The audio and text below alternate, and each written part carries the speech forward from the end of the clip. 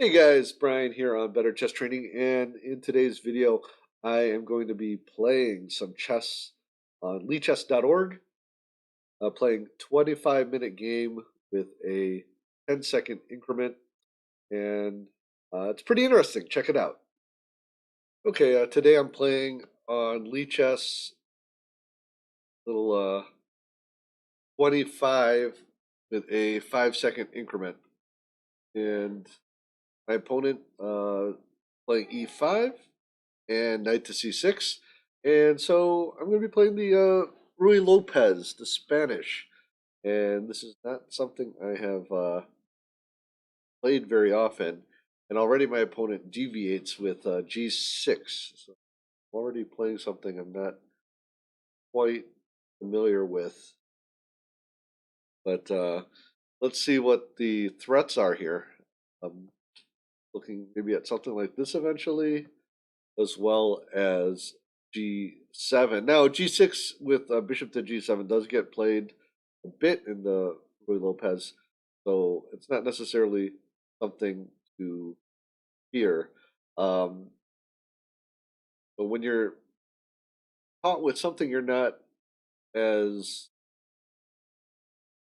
aware with, you want to think about how your moves are going to affect the opening. Now, simple solution here would be something like castling, partly because um, there's nothing being threatened right now. A lot of the normal responses would be things like a6 or d6 provoke certain response. So I might want to wait and see what he plays. Now he does play his bishop to g7. Um, that would reinforce this d4 square. So I don't know if I necessarily want to do anything urgent with that. Oh, however, one option is to play d4 right away. Um,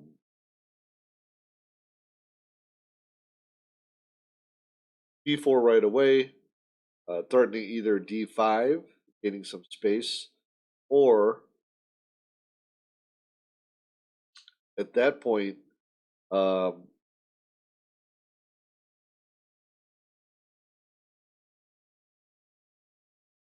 also allowing this dark square bishop to come out. So my idea here is d4, and now if he does play bishop to g7 to protect it, now these dark squares become a little weak, and also now allows an option of taking on c6. Taking on c6 and then taking on e5 does not, it's a common trap, the Ruy Lopez. But actually, let's go ahead and try that. Okay, he takes right away. And here, a couple things I can try is he played that pretty quickly, so I'm wondering if I'm playing into the theory. Um, so now, can I actually, why am I, these people, they offered draws so quickly. My opponent offered a draw, but makes me wonder, am I winning something here? I think I can just take. And bishop to g7. Here, I can play bishop to 3, or yeah, bishop to e3 to protect it. Something akin to something like the dragon, maybe, and I can even play queen to d2, knight to c3, and then castle queenside. So that's an idea. Um, have a little suggestion here today. Let's see. Then if he takes, I take. Have enough firepower here. So bishop to e3. Okay, he takes, take, takes again, and I take with the queen, and here looking to simplify. I don't know if I should let him do that. So here I could play something like e5.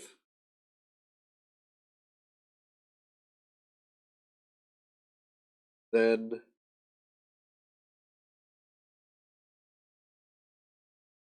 so the idea here is if I take, then he gets to develop this knight for free. But actually, I think I like e5. There are no checks. If he tries to go something like queen to e6 here, intending to attack the pawn, then I can play a quick castles and get out of trouble. So I think e5 is good. Okay.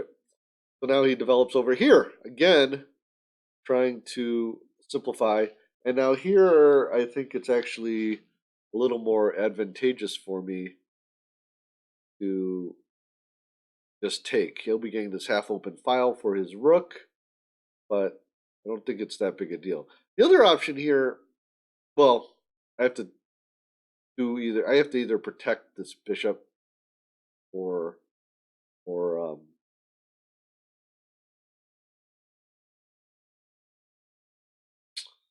either protect this bishop or capture the queen. I can actually play queen to d3 if I want to decline it, and then if he puts me in check here, I can just develop my knight. I think keeping the queen on board might be a good idea. So the different options are queen to d3, queen to c4. I don't like queen to c4 because then this bishop doesn't have any room to come back.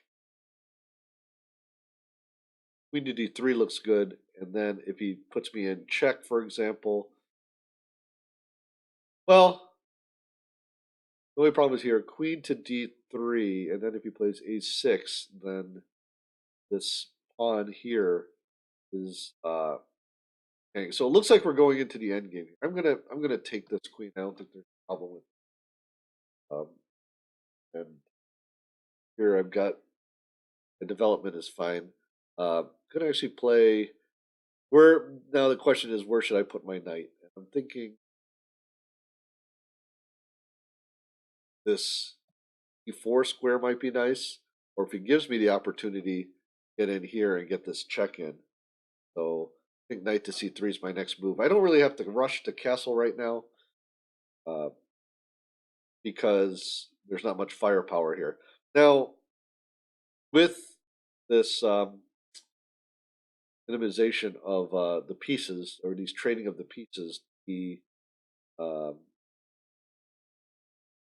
safe. I think I might have a slight edge, but it is somewhat blunted because of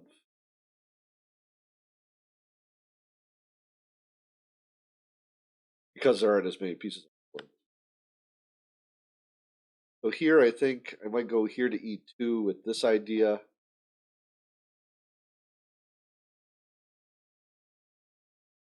I think if I go here, I'm just inviting b5, which isn't a bad thing necessarily. So you can see here, there's a bunch of nice little holes here. I'd love to just plant my knight. So I think that's where my ideas are. But I need to find a place to put the bishop first. Putting it on this diagonal actually might be nice too because it coordinates with the bishop with the knight coming here. Let's just see. Can I actually get it there? Bishop to c4, and let's say he plays. Well, here he could play something like d5, an idea for him to prevent things. But then I can capture en passant, and actually maybe even castle queenside, then start pushing this pawn, which good. So yeah, definitely though I think the thing it does open up this kind of a question here. Should I go to d3 with the idea of playing against this bishop eventually coming out? So c4, d3, or e2, they all have their positives. If I play c4, I think d5 will probably come out, but then I can take. It actually wins pawn in the short run. Um,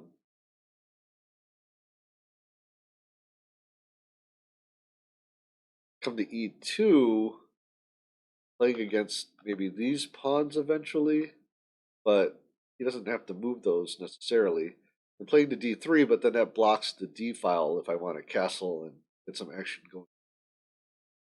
So I think I'm going to go c4. I think that has the most threats, pressuring here with this idea. Now he has to directly, if he plays b4, that's fine. I'm just going to drop it back. Okay, here he's hacking this pawn. Um, just play f4 to protect it.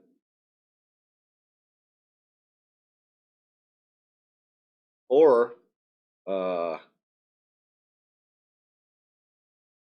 interesting.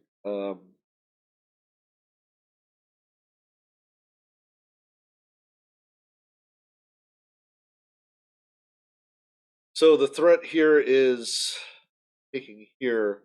The only way I can protect it is f4. So I just want to think if I want to maybe gambit it away in order to gain some development. For example, castle queenside. After he takes, then I trade it off with my rook. That is an idea there. And then I have a lead in development. But I think the more prudent lead in development might not be as big a deal now with fewer pieces. So I think I'm going to play f4 instead. And he still can try to undermine that with moves like 6 or d6 or f6. But this pawn it's a good pawn. I just okay,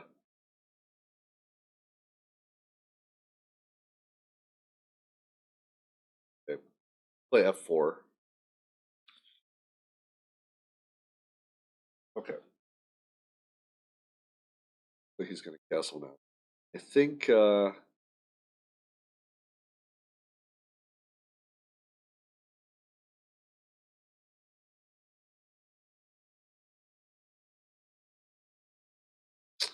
I can set up that bind. I can play here, then play here. Now, if he plays here and then he goes there, I can hit him with this check.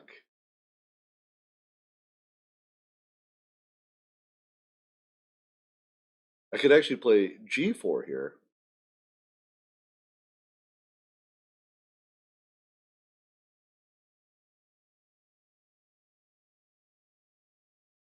Or I can castle queenside. So a lot of options here. Castling queenside has the gets this rook out right away. This bishop here has a difficult time trying to develop. Yeah, playing knight to e4 will just provoke this. So I think maybe I could take some time. The other thought, just kind of a crazy thought, is just to drive this rook back here. But then I think he will just go to a3. Would not be.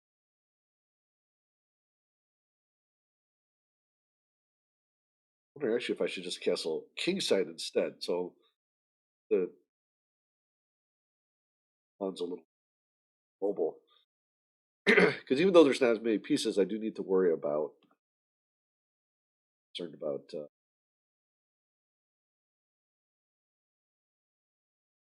concerned these rooks coming here to the 8th.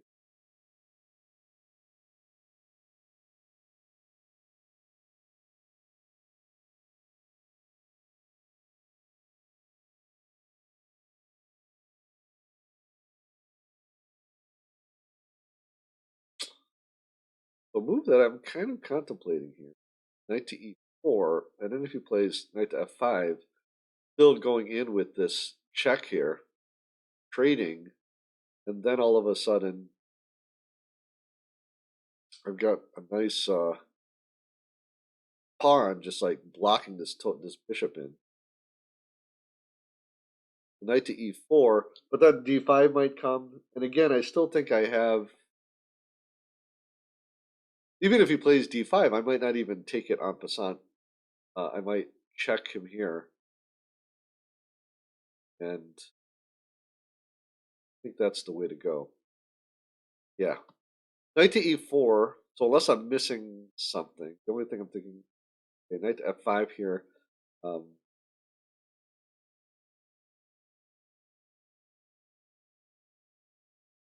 now g4 is interesting. Driving this knight away.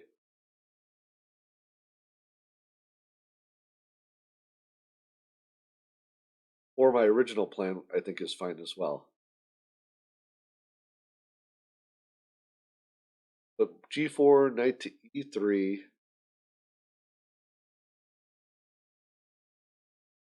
That could be problematic. I think trading off that knight and getting that pawn here really strong. Position's getting a little getting quite interesting here. Or I could just avoid it, hit him with this check, prevents him from castling.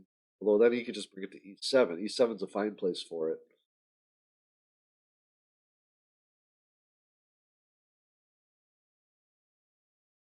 Maybe play this a little bit slower too. Castling, for example. Then he gets this fork in. Actually, that's okay too, because then I hit him with the check. Having that pawn here, though, just seems really, really, really attractive for me.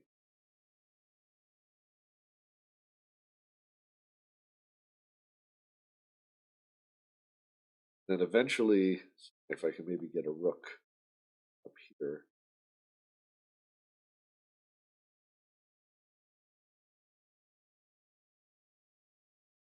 So the idea here, that's so good. I don't necessarily want.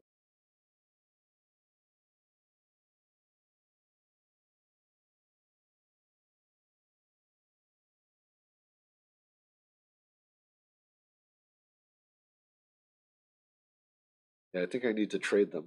The one thing I'm thinking here is that this knight to e3 could be really annoying. Then he's hitting a lot of stuff here. I think actually decent. So the idea here is that this guy's blocked in. Um,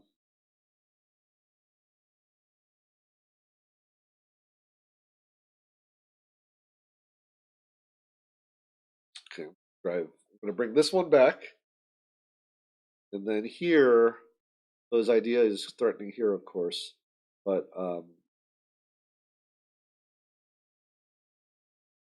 the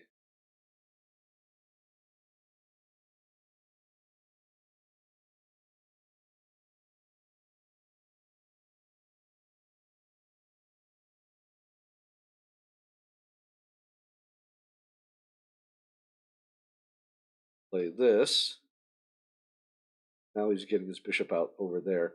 But now I think I can.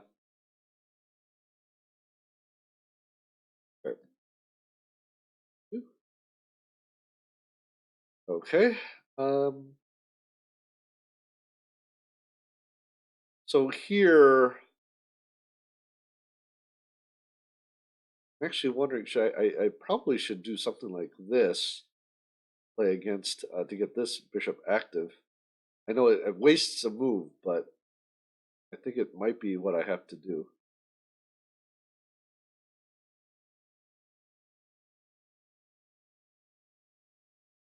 Before he plays b6.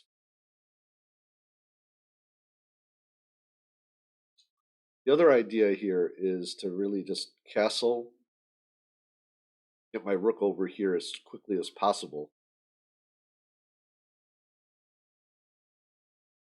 And once I get a rook here, I think that'll be pretty powerful too.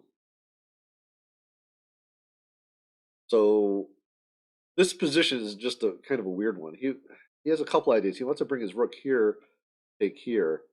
Um, Actually, a move like a3 might be more prudent. It does give him time to get this bishop out, but I can easily trade that off. And I feel like the rook endgame might be advantageous for me.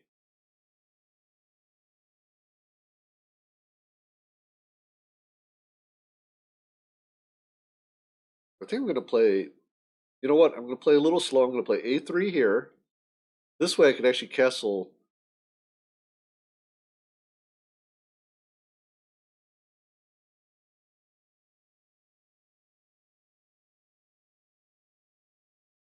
I'm going to castle.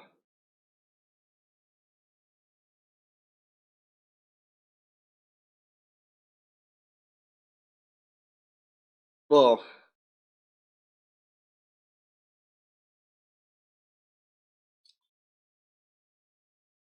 I think I'm still going to castle kingside. Then go bring this rook right here. And see now with this rook, now he's got some problems too. What I could have done was played my king to f2.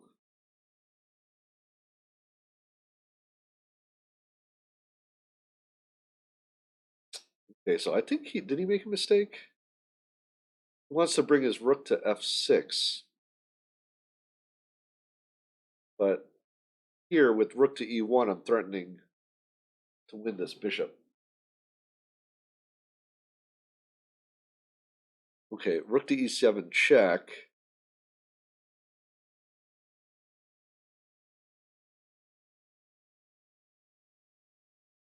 Well, here I've got a few options.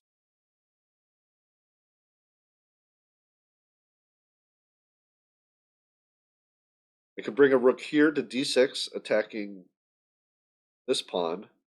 I hit him with this check, but then king rook to e7 looks strong. But it actually isn't that big a deal, I think, because I can, at that point, I don't have to take, I don't have to take his rook, and this pawn is protecting it.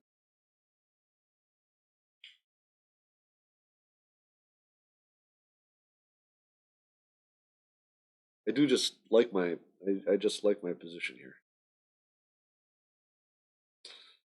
What I'm going to do, I'm going to play. I'm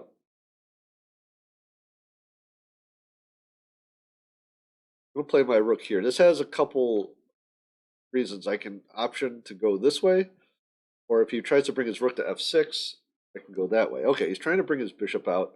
I can win. I can trade these pawns basically. Um, Actually, does he have a problem with this check?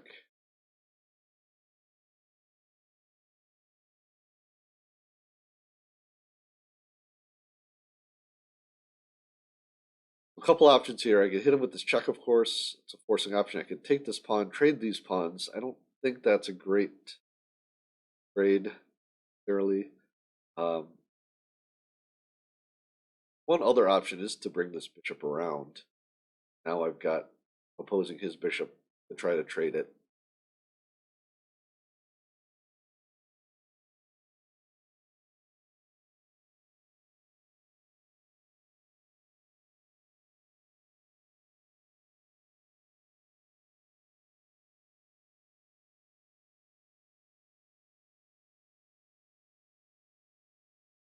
Let's see here. I bring the bishop. Let's take a look at each option here. Bishop to d1, bishop to b7, bishop to f3. Then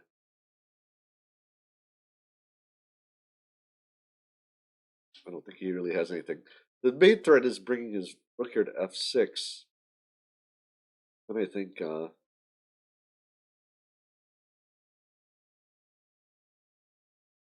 don't think I have to worry about that.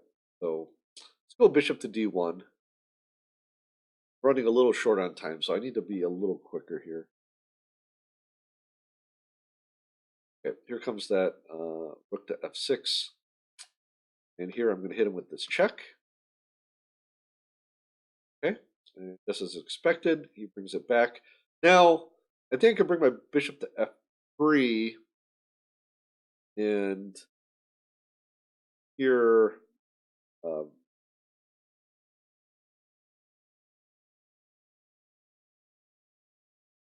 I think that would be pretty good. If he takes, I take back with the pawn, then rook to e6. I have rook to 5, for example. And if he tries to bring his king in to help, well, then I advance my pawn. Okay, bishop to f3. Now, if he takes here, I'd take here with check first. So he can't just take, he can't undermine my rook right away.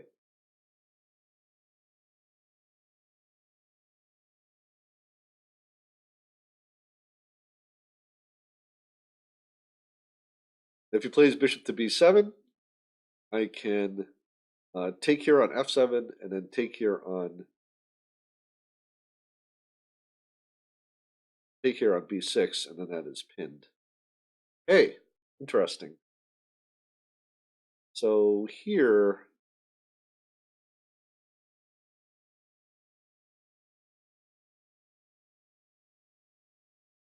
actually I can take, then I can threaten this bishop. Or actually here, because he's not threatening the pawn anymore, I can bring it to 5.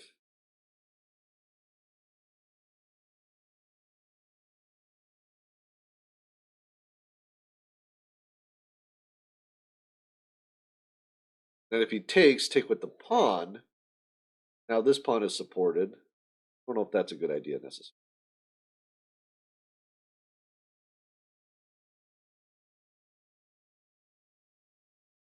Actually, I can take, and after b takes, play bishop to b5, attacking this rook.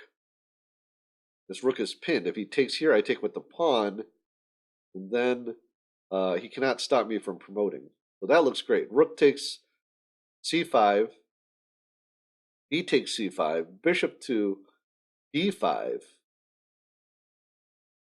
and I think I win the game.